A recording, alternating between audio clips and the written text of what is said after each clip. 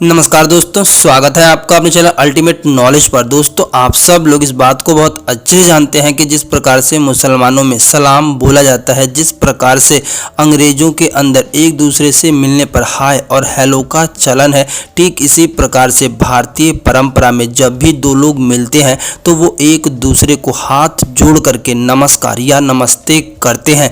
लेकिन क्या आप लोग जानते हैं कि आखिरकार नमस्ते कैसे करना चाहिए और नमस्ते का भगवान शिव से क्या संबंध है? अपनी आज की इस वीडियो में हम लोग जानेंगे कि हमें नमस्ते किस प्रकार से करना चाहिए और नमस्ते का भगवान शिव से क्या संबंध है।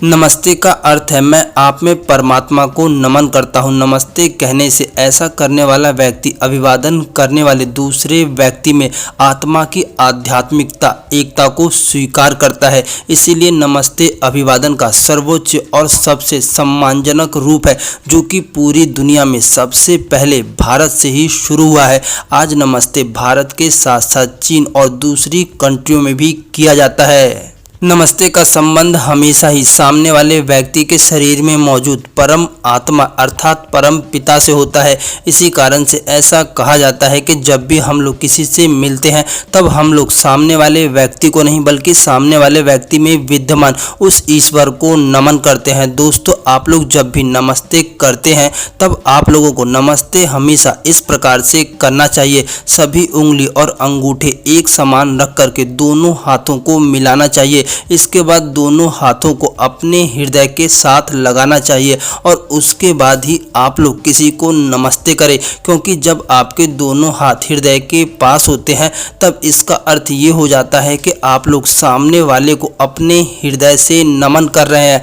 जब भी आप लोग किसी व्यक्ति से नमस्ते करें तब आपके दोनों हाथ आपके शरीर से स्पर्श अर्थात टच जरूर होने चाहिए।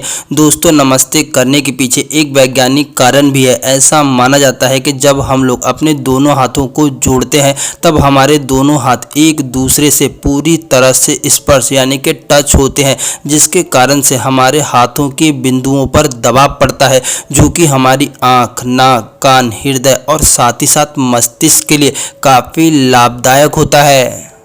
शास्त्रों के अनुसार हमारा शरीर पंच तत्व से बना है। हमारे शरीर को दो भागों में बांटा गया है, जिसमें दाएं भाग को इड़ा और बाएं भाग को पिंगला के नाम से जाना जाता है। ऐसा माना जाता है कि इड़ा और पिंगला नाड़ियां दोनों ही शिव और शक्ति के स्वरूप को दर्शाती है। जैसे शिव और शक्ति दोनों मिलकर के अर्धनारीश्वर का रूप लेते हैं, ठीक उसी प्रकार से जब हमारा दायां हाथ बाएं हाथ से मिलता है और दोनों मिलकर के हृदय के पास आते हैं तब हमारा हृदय चक्र और आज्ञा चक्र सक्रिय हो जाता है। हमारे अंदर की दैवीय शक्ति हमें सकारात्मक ऊर्जा प्रदान करती है, जिससे हमारे सोचने और समझने की शक्ति कई गुना बढ़ जाती है। हमारा मन शांत हो जाता है, शरीर में रक्त प्रवाह भी एकदम सही हो जाता है। इसीलिए हाथ जोड़कर अभिवादन करने से व्यक्ति के मन में सकारात्मक विचार उत्पन्न होते हैं और साथ ही साथ व्यक्ति के मन की भावना दूसरे लोगों की मन की भावना से पूरी तरह से अलग होती है, जो कि पूर्ण रूप से शुद्ध सकारात्मक होती है। दोस्तों, हमारी भारतीय संस्कृति पूरी दुनिया में सबसे महान है, जो कि हमें गर्व की अनुभूति कराती है। इसीलिए आप लोगों को भी दूसरे लोगों का कल्चर हाय हेलो छोड़ करके नमस्ते करना सीखना चाहिए और हमेशा दूसरों से मिलते समय अपने दोनों हाथों को हृदय के पास रख करके नमस्ते करना चाहिए। जब आप लोग ऐसा करना शुरू करेंगे तब आप लोग देखेंगे कि आपके मन की ऊर्जा दूसरे लोगों के मुकाबले काफ़ी अलग और सकारात्मक होने लगेगी।